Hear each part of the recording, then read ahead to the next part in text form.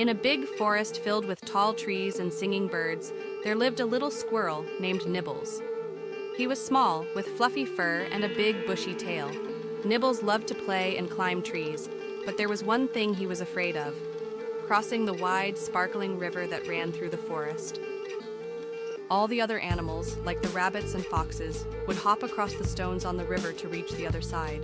They said the other side was filled with the juiciest berries and the tastiest nuts.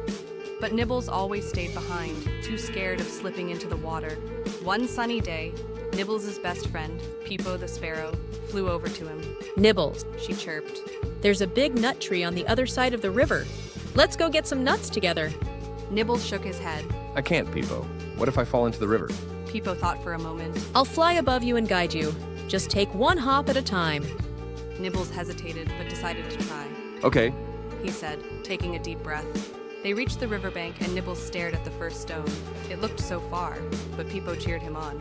You can do it, Nibbles. Just hop. With a small leap, Nibbles landed on the first stone. I did it. He squeaked, his heart racing. Great job.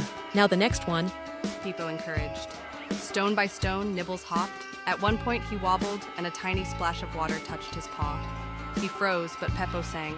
Don't look down. Look at me. Finally, Nibbles reached the last stone and jumped onto the grassy shore.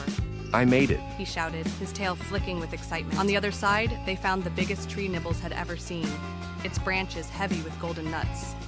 Nibbles and Peepo collected as many as they could and shared them with their forest friends. From that day on, Nibbles wasn't scared of the river anymore. He realized that sometimes being brave means taking small steps, even when you're scared. And every time he crossed the river, he remembered how Peepo believed in him. Nibbles was now the bravest little squirrel in the forest.